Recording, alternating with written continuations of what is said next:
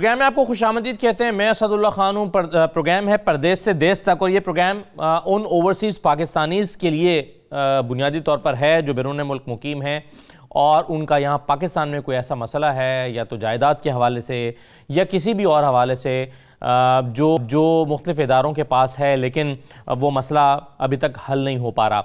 ऐसी ही कहानियाँ, ऐसी ही स्टोरीज़ हमारे इस प्रोग्राम में आती हैं। मुख्तलिफ ओवरसीज़ पाकिस्तानीज़ हमसे रब्ता करके अपने मसाइल हम तक लेकर आते हैं और फिर हम उस पर गुफ्तगू करते हैं और कानूनी माहिरीन जो हैं उनकी आरा प्रोग्राम में शामिल करते हैं। कोई रास्ता तलाश करने की कोशिश करते हैं कि इस मसले पर जो मुतासरा शख्स है या फरीक है उसको क्या कानूनी मुआवनत फराहम की जा सकती है, उसके पास कौन कौन से कानूनी रास्ते हैं और वो पाकिस्तान में किन किन इदारों के पास जाकर अपना मसला बयान कर सकते हैं और क्या रास्ता अख्तियार कर सकते हैं। तो ये तमाम चीज़ें हम इस प्रोग्राम में शामिल करते हैं। आज का ये प्रोग्राम राजा ज़फ़र इकबाल साहब से मुतालिक है जो एक अरसे से बरतानिया में मुक़ीम है और यहाँ इस्लामाबाद में उन्होंने सेक्टर F10 में उनका एक घर है जिसकी देखभाल की जिम्मेदारी उन्होंने अपने एक भांजे राजा नईम के सुपुर्द कर रखी थी और उनके भांजे ने 2017 में ये जो मकान है एक शख्स को किराए पर दिया जिसका नाम मीर शाहजहां था। लेकिन इस शख्स ने इस मकान में मुकीम होने के बाद से आज तक किराया अदा नहीं किया। अब जाहिर है कुछ अर्से तक जब ये लोग देखते रहे कि किराया अदा नहीं किया तो राजा नईम साहब, जिनके पास पावर ऑफ अटर्नी थी, जो कि भांजे राजा ज़फ़र इकबाल साहब के, इन्होंने अदालत का रुख किया और अदालत में जाकर वो उन्होंने बेदखल जो किराएदार है उनकी बेदखली का जो है वो ऑर्डर भी हासिल कर लिया। लेकिन इसके बावजूद ये यहाँ पर इस प्रॉपर्टी पर मुकीम हैं, इस मकान में रहते हैं किराएदार और किराया अदा नहीं कर रहे। न सिर्फ ये बल्कि जो हमारे इल्म में स्टोरी आई है उसके मुताबिक उन्होंने गैस और बिजली के बिल भी अदा नहीं किए और किराया देना तो दूर की बात है। तो ये तमाम चीज़ें जो हैं वो हम जानते हैं इसके क्या जो कानूनी पहलू हैं वो क्या हैं और ये कैसे मुमकिन है कि एक शख्स जिसके खिलाफ अदालत ने फैसला जारी कर दिया और वो फिर जो है इसके बावजूद अभी तक इस जगह पर काबिज हैं और जगह खाली नहीं कर रहे हैं, और क्यों इस शख्स ने एक भी किराया अदा नहीं किया। जो पैनल हमारे साथ मौजूद है इस मौजू पर गुफ्तगू करने के लिए, इस मसले पर गुफ्तगू करने के लिए उनका मैं तारुफ करवाता हूँ। राजा ज़फ़र इकबाल साहब हैं खुद जो मुतासरा फ़रीक हैं और बरतानिया से हमारे साथ मौजूद हैं। सफदर बुखारी साहब हैं जो हमारे नुमाइंदे हैं, इनसे हम बात करेंगे। राजा काशिफ साहब हमारे इस्लामाबाद में नुमाइंदे हैं, रावलपिंडी इस्लामाबाद में राजा काशिफ साहब ने इस स्टोरी पर यहाँ पर काम किया, उनसे हम बात करेंगे। शिराज ज़का साहब हमारे साथ मौजूद हैं, माहिर कानून है। शिराज ज़का साहब आपका भी खुशामदीद, शुक्रिया। और हमारे इस प्रोग्राम में शबीर अब्बासी साहब मौजूद होंगे जो कि करीबी अजीज़ ज़फ़र इकबाल साहब के, जो कि इस सारे मामले पर यहाँ इसको कानूनी जो पहलू हैं और बाकी चीज़ें यानी इस मामले को यहाँ पाकिस्तान में राजा ज़फ़र इकबाल साहब के बिहाफ पर देख रहे हैं। इसके अलावा हम जो है कोशिश करेंगे जो दूसरे फ़रीक हैं उनसे भी बात कर सकें, लेकिन सबसे पहले मैं सफदर बुखारी साहब से आगाज़ करूँगा। सफदर बुखारी साहब, ये क्या ज़फ़र इकबाल साहब का मामला क्या है? कब से इन्होंने ये घर इनके पास है, कब इन्होंने ख़रीदा था, कब किराए पर दिया था, और क्या आज तक एक भी किराया, जो हमारे इल्म में आया, एक भी किराया इनको नहीं मिला और कानूनी फैसला अदालत से इनके हक में आया लेकिन फिर भी मकान खाली नहीं हुआ? तो मुख्तसर कहानी क्या है इनकी? जी असद, बहुत शुक्रिया। राजा ज़फ़र की स्टोरी एक हफ्ता कबल मुझ तक लूटन में ही मुकीम एक दोस्त के जरिए मिली, फिर मैंने इनसे रब्ता किया।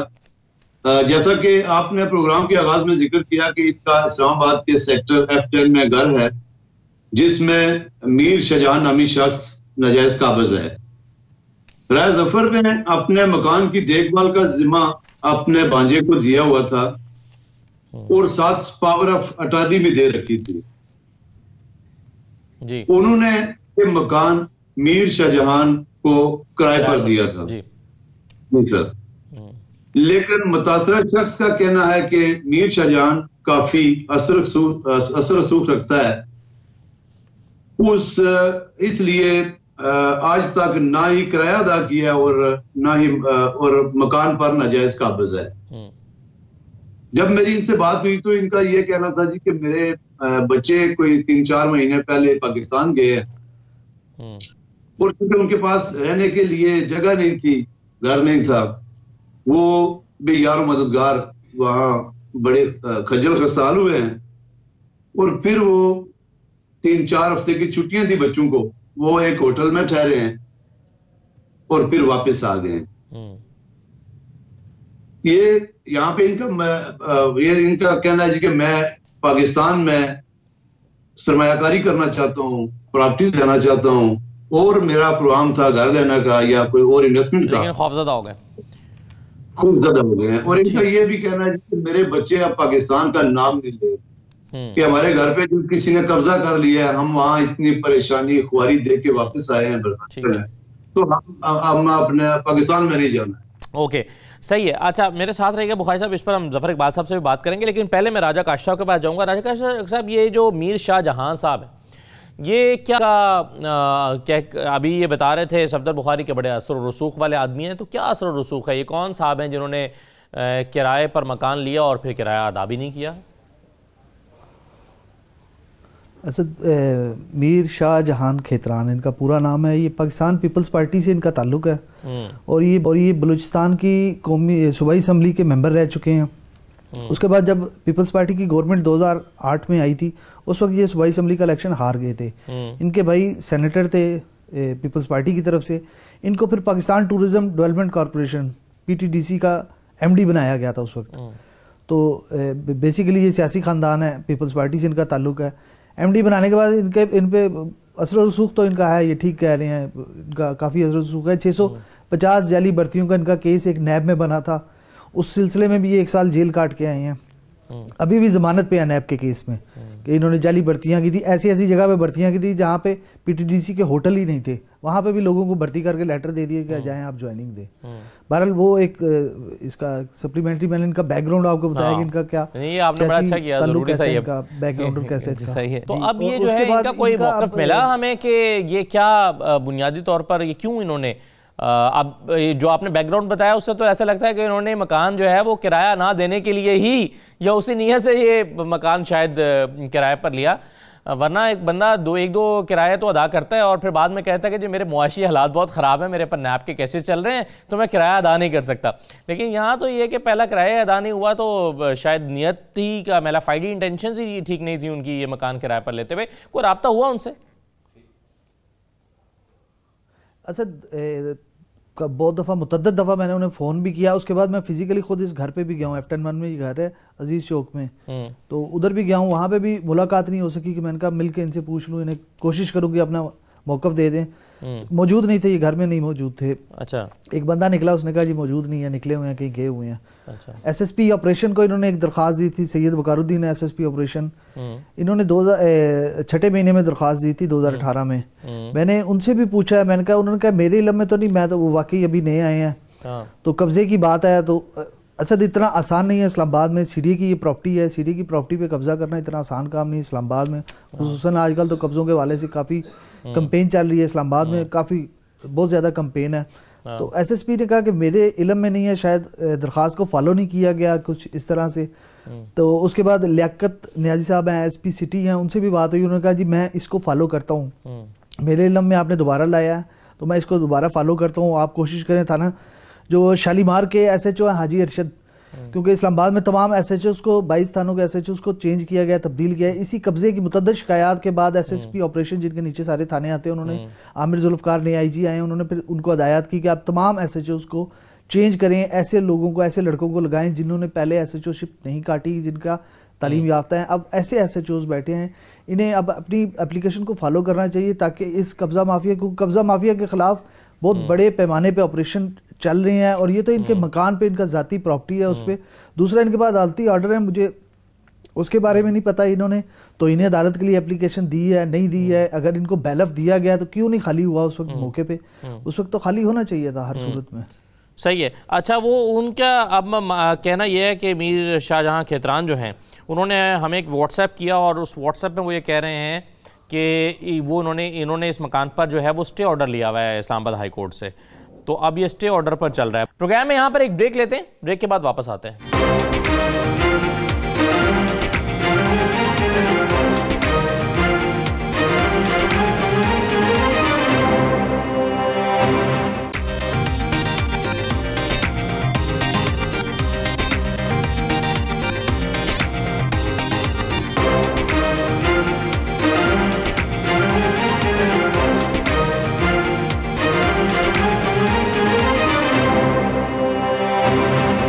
प्रोग्राम में आपको दोबारा खुशामदीद कहते हैं। शबीर अब्बासी साहब, ये जो सवाल अभी राजा काशिफ भी उठा रहे थे कि अदालत से ऑर्डर आने के बावजूद भी बैलफ मिला क्या, तो फिर ये मकान खाली क्यों नहीं हो सका?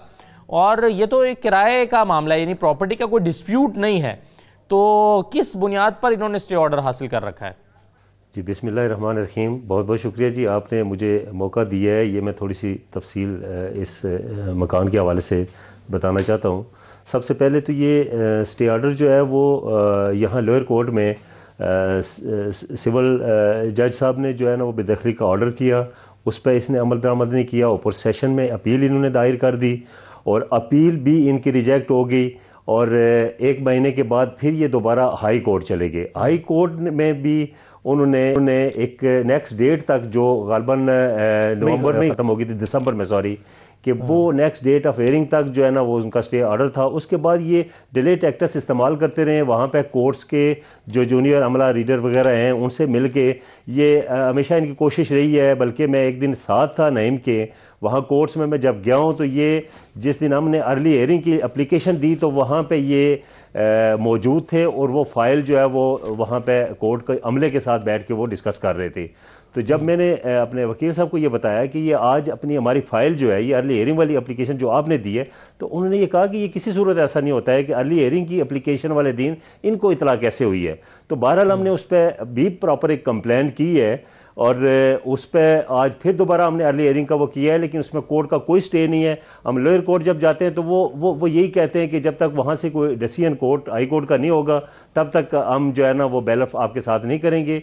बहरहाल ये है कि उसमें कोई स्टे नहीं चल रहा है इनकी तरफ से। ये हमारा जो है ना, जब हमने लोअर कोर्ट में केस दायर किया था तो उसके बाद इन्होंने 3-4 महीने का वहाँ कोर्ट्स में किराया जमा कराया। अभी ये 6 माह का किराया इनका बकाया है। एग्रीमेंट इनका एक्सपायर हो चुका है और इसके दौरान जो यहाँ बिल का है, बिल ये इंस्टॉलमेंट जमा कराते हैं, यानी 6 महीने का किराया भी इन्होंने बकाया नहीं दिया। गैस का मीटर कट गया है और ये इन्होंने डायरेक्ट चोरी की है। इसकी कंप्लेन हमने थाना शालीमार में की, उस पर इनके खिलाफ कोई कार्रवाई नहीं हुई। गाड़ी की स्क्रीन इन्होंने तोड़ दी, उसके खिलाफ हमने कंप्लेन की, उस पर भी कोई कार्रवाई नहीं हुई। एसएसपी साहब ऑपरेशन, आईजी साहब को भी हमने एप्लीकेशन दी जो डायरी शुदा हैं, इस पर कार्रवाई नहीं हुई। ये ज़ाती तौर पर एक बड़ा एक सवालिया निशान है कि ये जो असर सूख वाली बात है, ये इसमें कोई शक वाली बात नहीं है कि थाने भी हम गए हैं तो वो कहते हैं कि यार इनका वो रिकॉर्ड तो हमें पता है कि ये किस तरीके का है सिलसिला, लेकिन हम क्या करें जी, हम तो यहाँ बेबस हैं। अगर यहाँ पे पुलिस स्टेशन या कानून कोई मखसूस तबके के लिए हो तो ये बड़ा अफसोस की बात है कि ये सही कह रहे हैं कि जफर साहब यहाँ पे 2 महीने रह के 1.5 महीना गए हैं और वो 1.5 महीने तक मुस्तकिल कभी वो सुप्रीम कोर्ट चक्कर लगाते रहे। जहाँ जो फोरम थे उन्होंने एप्लीकेशंस दी, जगह जगह गए, लेकिन कहीं पे सुनवाई नहीं हुई। तो ये सब कुछ करके, इतनी एफर्ट करके मीर शाहजहां खैतरान जो कि रहनुमा है पाकिस्तान पीपल्स पार्टी के और साबिक मेंबर असेंबली रह चुके हैं, ये मीर शाहजहां खैतरान ये इतनी सारी एफर्ट्स करके माहाना कितने पैसे बचा रहे हैं? यानी ये मकान कितने रुपए माहाना पे किराए पर चढ़ा था? ये 70,000 पर मंथ किराए पे वो था जी। और इस वक्त जो बिल है वो भी मेरा ख्याल है लाखों के हिसाब से बिजली का बिल भी बैलेंस चल रहा है, क्योंकि ये थोड़ी सी इंस्टॉलमेंट दे के वहाँ वापडा वालों से भी कोई मेल जोल करके ये कनेक्शन भी वहाँ वो बहाल किया हुआ है, इसने रखा हुआ है और यही इसने वो किया हुआ है कि किराया भी नहीं अदा कर रहा, प्लस ये बाकी भी। और एक ये बता दें कि किराया इन्होंने पहले दिन से लेकर आज तक कोई अदा ही नहीं किया या कुछ किराया शुरू में दिए और उसके बाद देना छोड़ दिया? ये सर ये शुरू में जब ये आए तो ये 1-2 महीने का इन्होंने किराया दिया।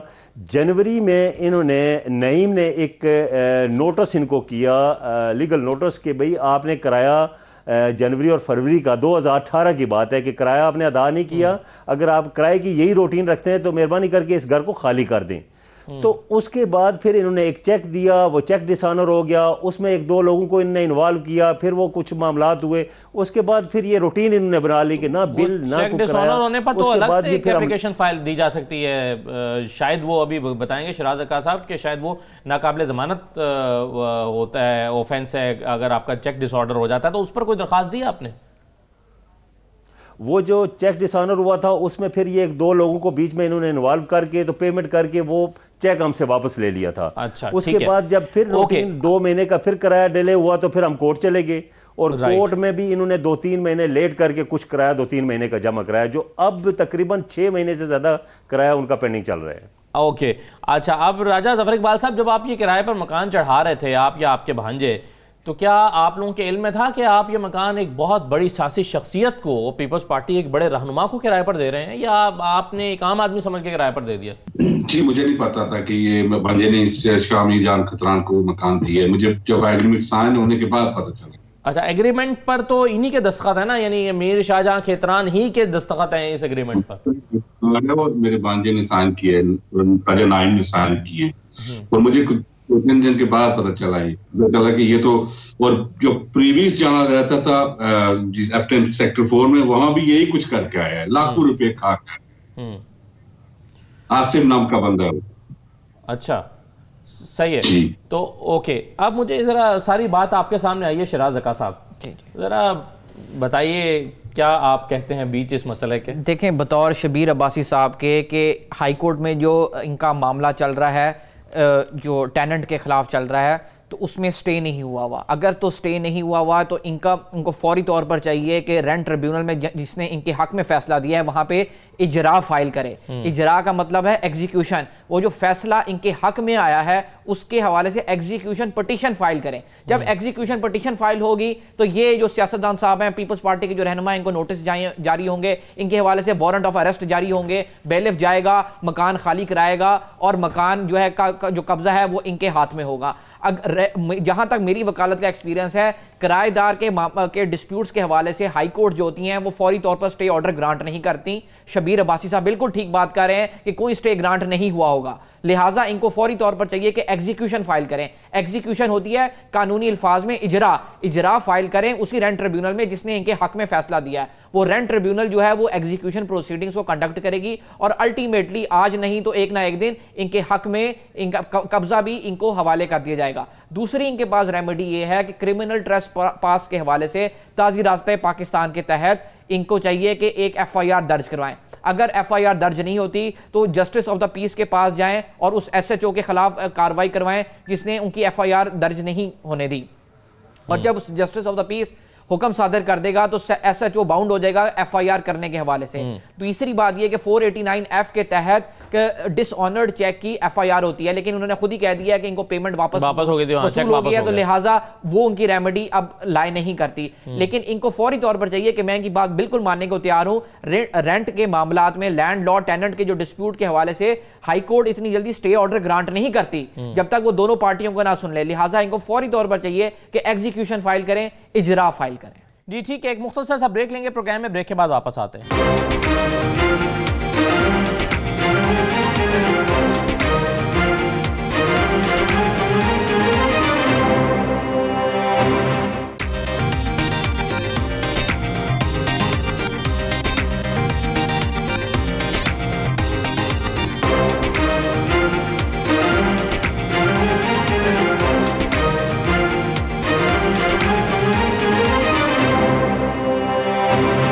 प्रोग्राम में एक बार फिर खुशामदीद। कमेटीज बता रहे हैं शबीर अब्बासी साहब, इनमें से कौन से रास्ते आपने ऑलरेडी इख्तियार किए हैं या नहीं किए अभी तक? मतलब ये लोअर कोर्ट में हमने बिल्कुल इस हाई कोर्ट के हवाले से ये वकील साहब को बताया है कि ये इनको वो वहाँ पे वो करें कि भाई ये जो हमारी ऑलरेडी ये बैलफ के हवाले से जो कोर्ट ने डिसीजन किया था उस पर इम्प्लीमेंटेशन होनी चाहिए।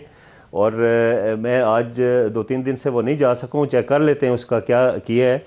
लेकिन बहरहाल वो कोर्ट्स के हाई कोर्ट्स के हवाले से ये बिल्कुल तयशुदा वो है, ऑर्डर इस वक्त इतफाक से मेरे पास वो नहीं है, लेकिन बहरहाल वो उसमें स्टे ऑर्डर नहीं है, कोर्ट्स की तरफ से ऐसा कोई स्टे ऑर्डर नहीं है। सही। अच्छा, ये जो आपको मैंने दिखाया है स्टे ऑर्डर, हाँ ये सिर्फ पिटीशन की कॉपी है, ये कोई स्टे ऑर्डर नहीं है, ये कोई वाकई स्टे ऑर्डर नहीं है, कोई हाई कोर्ट का ऑर्डर नहीं है। अच्छा, ये तो उनकी पिटीशन की कॉपी जो उन्होंने फाइल किया है हाई कोर्ट में, जो शाहजहां खितरान ने जो पिटीशन फाइल किया, ये उसका एक पेज की एक फोटोकॉपी है। ठीक है, तो ये स्टे ऑर्डर नहीं है, ये स्टे ऑर्डर नहीं है। लिहाजा ये होता यही है कि जो टेनेंट जो होता है, जो किराएदार होता है, जो हाई कोर्ट में रिट फाइल करता है, वो कोई ऑर्डर ले लेता है, कोई नोटिस भी करवा लेता है और नीचे जाके अदालत में उनको धोखा देता है कि मैंने स्टे ले लिया, हालांकि स्टे हुआ ही नहीं होता। ये शबीर अब्बासी साहब बिल्कुल ठीक बात करें, मेरी 5 साल की प्रैक्टिस भी यही कहती है कि रेंट के मामलात में हाई कोर्ट इतनी जल्दी स्टे ऑर्डर जारी नहीं करती जो किराएदार होता है। अब ये जो किराएदार हैं, ये किस कानूनी प्ली के थ्रू इस घर में मुकीम है?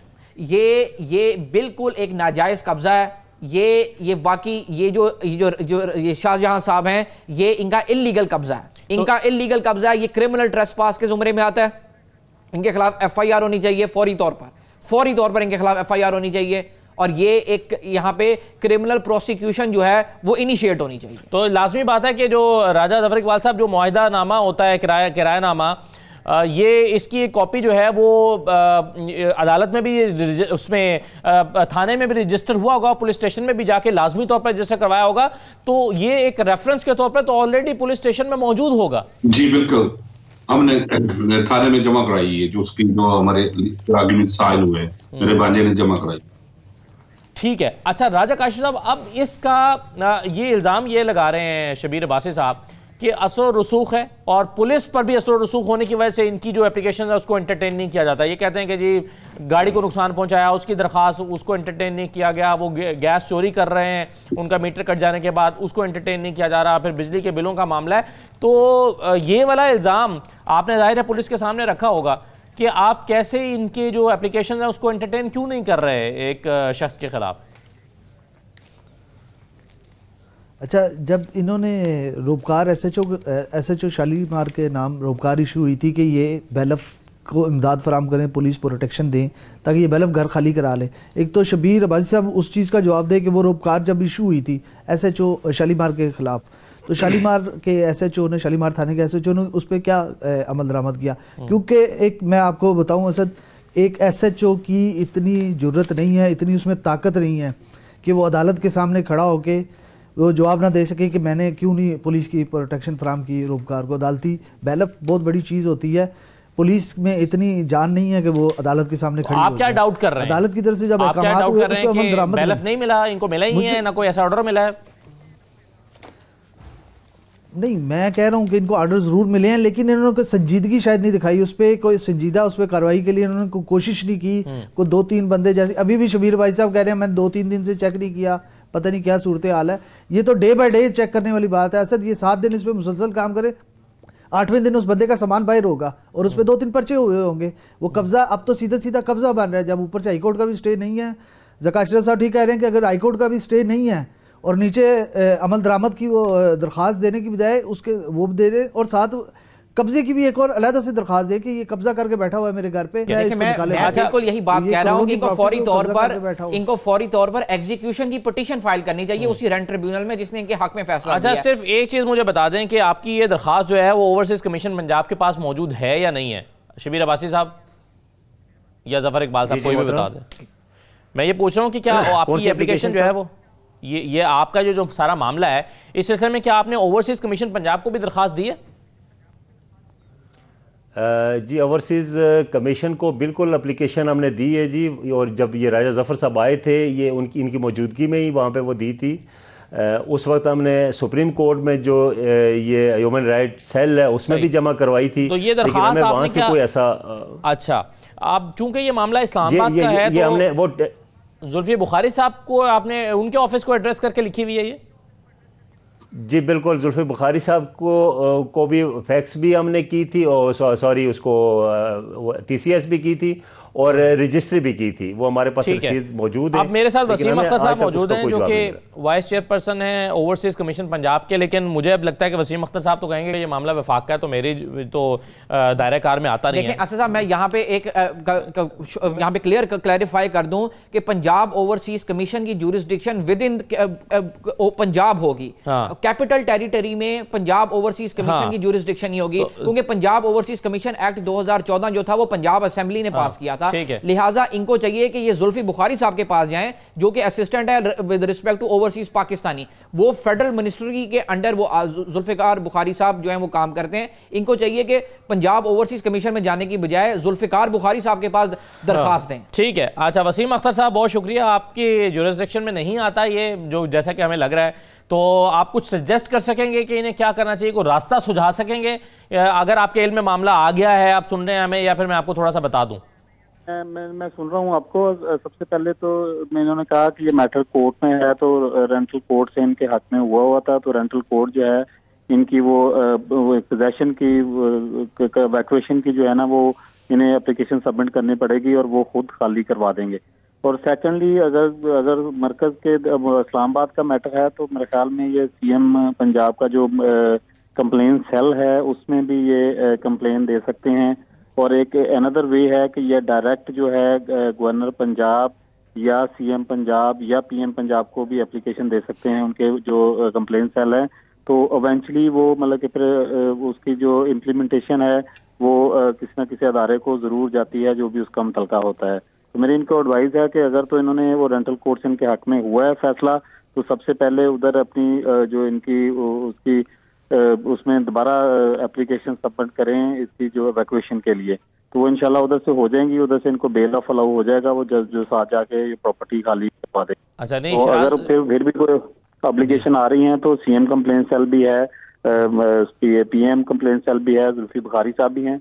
हमारी जो डिसीजन जो है वो 2014 के एक्ट के मुताबिक पंजाब असम्बली ने क्योंकि ये दायरा बनाया था, पंजाब असम्बली से इसका कानून पास हुआ है, तो विद इन द पंजाब कोई भी मैटर है ओवरसीज का वो सारे हम हल करते हैं। हमारा ऑनलाइन पोर्टल है, वहाँ पे आप एप्लीकेशन लिखा सकते हैं और उसको फिर हम उसको डील करते हैं। ठीक है। अच्छा शराज ज़का साहब, आपने दो तीन रास्ते वसीम अख्तर साहब बता रहे हैं, आप उससे इत्तेफाक नहीं कर रहे? मुझे लगा मैं इससे इसलिए इत्तेफाक नहीं कर रहा, मैं आपको सही बताता हूँ। सीएम पंजाब साहब के का जो कंप्लेंट सेल है उसमें मेरे भी जो क्लाइंट्स हैं काफ़ी दफ़ा दरखास्तें फाइल कर चुके हुए हैं, लेकिन पता नहीं 1 महीने से ज़ायद हो गया अभी तक कोई रिप्लाई नहीं मिला। एक दरखास्त नहीं होती सीएम कंप्लेंट सेल में तो पता नहीं कितनी 1.5 लाख किस्म के करीब कोई दरखास्तें होंगी। लिहाजा और ये मैं आपको बताता चलूँ ये प्रॉपर्टी इस्लामाबाद की टेरिटरी के अंदर है, लिहाजा इसमें सीएम पंजाब साहब का कोई लेना देना नहीं हो सकता। उनकी जुरिस्डिक्शन सिर्फ पंजाब के हद तक है। ये प्रॉपर्टी सिचुएटेड है कैपिटल टेरिटरी के अंदर। जो कैपिटल टेरिटरी के मामला होंगे उससे डील जो है वो ना पंजाब ओवरसीज कमीशन करेगा ना सीएम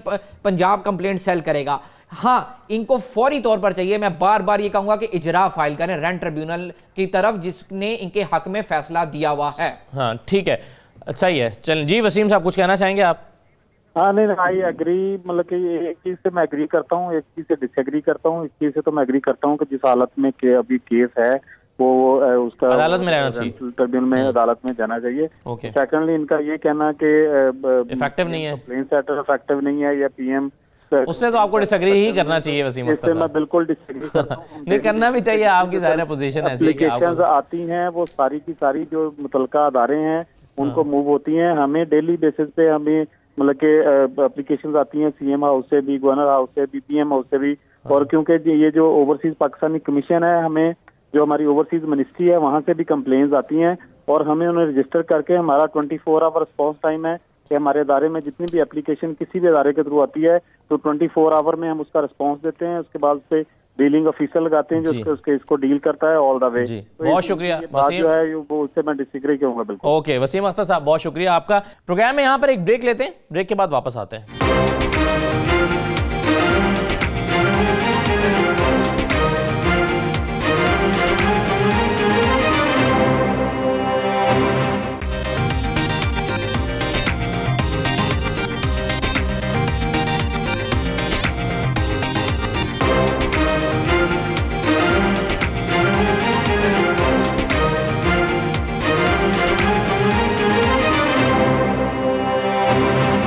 प्रोग्राम में आपको दोबारा खुशामदीद कहते हैं। अब मुझे एक चीज़ राजा काशिफ साहब ने उठाया था, शब्बीर अब्बासी साहब, उसका जवाब दीजिएगा। वो कह रहे हैं कि आपको के लिए अगर बैलफ ऑर्डर हुआ था तो आपने उसको परसू नहीं किया, आपको चाहिए था कि आप मुतल्लिका एसएचओ से जाके इस मामले को 2-3 दफ़ा परसू करते तो आपका ये काम बड़ी आसानी से हो सकता था। आप इसमें थोड़ा सा आप इसको सीरियस नहीं ले रहे, ऐसा लग रहा है आपके इस केस को देखने के बाद। बासी साहब। मोहतरम, ये मैं इसकी थोड़ी सी वजाहत करता हूँ। जिस दिन ये कोर्ट का डिसीजन हुआ, इनके बेदखली के ऑर्डर हुए, तो मैंने वहाँ से ऑर्डर की कॉपी ली और उसके बाद जब बैलफ के लिए किया तो उन्होंने कहा जी बैलफ आज बिज़ी है, कल बैलफ आपके साथ जाएगा। जाके थाना शालीमार वालों को बताया कि कल हम बैलफ का अरेंज कर रहे हैं तो वो करें। बैलफ दूसरे दिन भी हमें नहीं मिला। नतीजा ये निकला कि वो जाके कोर्ट से एक ऑर्डर लेके आया जी कि नेक्स्ट डेट तक जो है ना हमें कोर्ट ने ये रिलीफ दिया है, लिहाजा आप वो नहीं कर सकते, खाली नहीं करा सकते। वो नेक्स्ट डेट तक जो कोर्ट ने जो ऑर्डर किया उस तक वो फिर बैलफ भी बाउंड हो गया कि जी जब तक कोर्ट वो नहीं करती। अब वो उस डेट तक तो उन्होंने किया था कि इस डेट तक इसको वो ना किया जाए, लेकिन उसके बाद क्या हुआ? ऑर्डर किसी किस्म का कोई ऑर्डर नहीं है। नहीं, उस डेट के बाद फिर क्या हुआ? फिर वो पेंडिंग चला। एक डेट के बाद वो तकरीबन ऑलमोस्ट 5-6 डेटें गुजर चुकी हैं। वो हमारा यानी वो बिल्कुल लिस्ट के एंड पे वो हमारा नाम होता है, वो नंबर ही हमारा नहीं आता है, लेफ्ट और रो जाता है। और तकरीबन 3 दफ़ा अर्ली हियरिंग हमने करवाई हैं। इस सिलसिले में भी हमने प्रॉपर कंप्लेंट की है, चीफ जस्टिस ऑफ पाकिस्तान को भी हमने वो एक कंप्लेंट लिख के भेजी है, जिसके रिस्पांस में कल हमें वहाँ पे रजिस्ट्रार ऑफिस से कॉल आई है और उन्होंने कहा कि ये कोई मिस्टेक है जिसकी वजह से ये डेट जो है ना वो आपकी अर्ली हियरिंग की जो आगे चलेगी। तो फिर मैं वहाँ पे मैंने यही गुजारिश की कि मिस्टेक एक दफ़ा हो सकती है, 2 दफ़ा, ये 3 दफ़ा हमारे साथ ये हुआ कि हम अर्ली हियरिंग की एप्लीकेशन दायर करते हैं और ये जो डेट होती है अलाउड होने के बाद वो 1 महीना आगे बढ़ जाती है। ये मिस्टेक हमें कुछ समझ से बालातार है। जी राजा काशिफ साहब, अब वो कह रहे हैं कि कोर्ट से ऑर्डर आ गया था, उसकी वजह से वो बाउंड हो गया। 2 दिन देखें, नहीं ये देखें 2 दिन इनका साहब, ये शबीर अब्बासी साहब को देखें कि 2 दिन ये बैलफ अरेंज नहीं कर सकते। अदालत बैलफ मुकर्रर करती है, जगह साहब बेहतर बताएंगे। बैलफ की कोई फीस होती है, साथ वो जाता है बैलफ लेके, रोबकार लेके जाते हैं। जब एसएचओ के नाम रोबकार जाती है, एसएचओ की मैं आपको कह रहा हूँ असद इतनी जान ही नहीं कि वो उसको फौरन अमल करना पड़ता है, और इन्होंने उधर से फौरन उसको अमल दरामद करना पड़ता है। बैलफ जब कर दिया जाता है एक दफा तो बैलफ काम होता है जी। अच्छा ओके, लेकिन अब एक आम आदमी, राजा काशिफ साहब, हम मार्जिन शबीर अब्बासी साहब, एक आम आदमी को शायद कानून का पता नहीं होता, या इन्हें आप कहेंगे कि पता होना चाहिए था इनके वकील के जरिए से, ये जाहिर है इन्होंने भी वकील के खदमात हासिल किए हैं, तो इनके वकील को बताना चाहिए था कि आपको ढील नहीं करना चाहिए। एक आम आदमी तो ये कर सकता है कि चले पुलिस ने कहा कल आ जाए तो आप कल चले गए, परसों आ जाए परसों चले गए। पुलिस क्या कर रही है, वो पुलिस को पता है कि वो क्या कर रहे हैं और किसकी वजह से कर रहे हैं, लेकिन आम आदमी को शायद पता नहीं होता कि वो ट्रैप हो रहा है। लेकिन इनके वकील को तो बताना चाहिए था, इन्हें गाइड करना चाहिए था। जी इनके वकील का ही काम था कि वो रोबकार ये बैलफ की वो वसूल करता, साथ जाता, थाने खुद जाता इनके साथ, बैलफ भी खुद लेके जाता और थाने जाता और थाने वालों को लेके, क्योंकि वकला हजरात की पुलिस वाले ज़रूर सुनते हैं कि ये वकील साथ आए हुए हैं। वकील साहब दूसरा ये कह रहे हैं मेरा काज लिस्ट में नंबर आखिरी होता है, ये इनको अपने वकील से पूछना चाहिए। जब अर्ली हियरिंग रख गई तो इनका वकला क्यों काज लिस्ट में आखिरी नंबर होता है, इनका वकील को भी पूछना चाहिए कि वो क्या कर रही हैं, ये तो उनका काम है ना। बैलफ में भी उन्होंने सुस्ती दिखाई इनके वकील साहब ने, बैलफ के मामले में भी।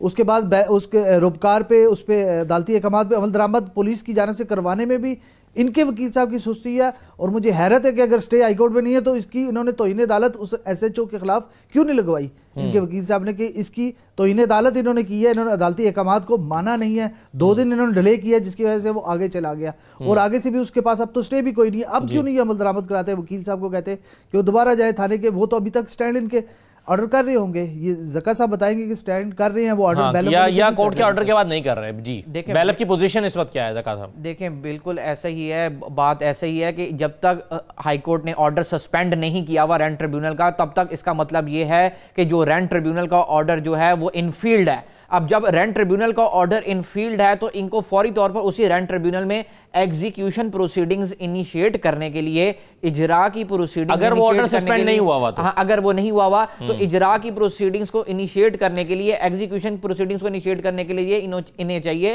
कि एग्जीक्यूशन पिटीशन फाइल करें। दूसरी ये ही एक इनके पास एक रेमेडी है लॉ के तहत।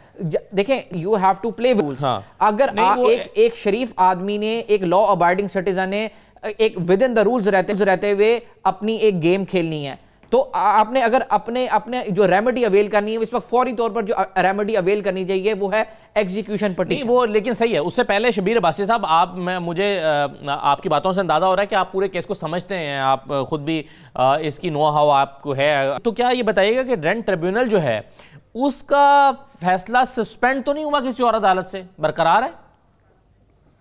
नहीं सर, उसका फैसला जो है वो जब ये हाई कोर्ट में गए हैं तो उस वक्त सस्पेंड हुआ था एक मखसूस डेट तक, वो सितंबर की कोई डेट थी जो हाई कोर्ट तो गुजर चुकी है, लेकिन उस डेट जी वो डेट गुजर चुकी है। उसके बाद फिर वकील को बताया भी है, अब वो वहां पे यही वो लॉजिक पेश करते हैं कि जी वहां से कोई प्रॉपर ऑर्डर आ जाए तो फिर उसका डिसीजन हो जाए, जबकि वो डिसीजन का ये वहां पे जो लोअर कोर्ट है जहां से ये बैलफ उन्होंने वो करना था, वो ये कहते हैं कि जनाब वहां से कोई डिसीजन होने दे। देखें आप भी, आपके पास भी एश्योरिटी नहीं है कि असल में क्या हुआ है। अब मैं आपको बता दूं, अगर हाई कोर्ट ने ऑर्डर सस्पेंड किया ना तो वो नेक्स्ट डेट ऑफ हियरिंग के लिए नहीं किया होगा, उन्होंने कहा होगा till the final disposal of the main rate petition. जब तक इस पिटीशन का फैसला नहीं हो जाता तब तक ये ऑर्डर सस्पेंड रहेगा।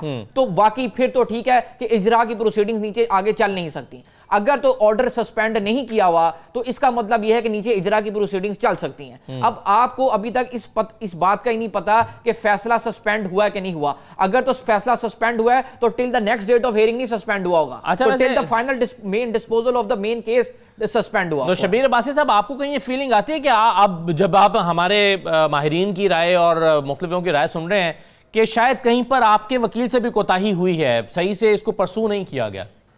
देखिए, मैं तो चूँकि वकील के अलावा ख़ुद भी डायरेक्ट यहाँ पर जितने भी फोरम है उस पर जा रहा हूँ और मैं ये देख रहा हूँ कि इंतहाई अजीब सी एक कैफियत महसूस कर रहा हूँ, बेबसी की कैफियत कि भाई अब कोर्ट्स में मैं खुद जब जज साहब के पास गया तो उन्होंने कहा यार वहाँ से कोई डिसीजन आने दें तो फिर उसके बाद ये हो जाएगा।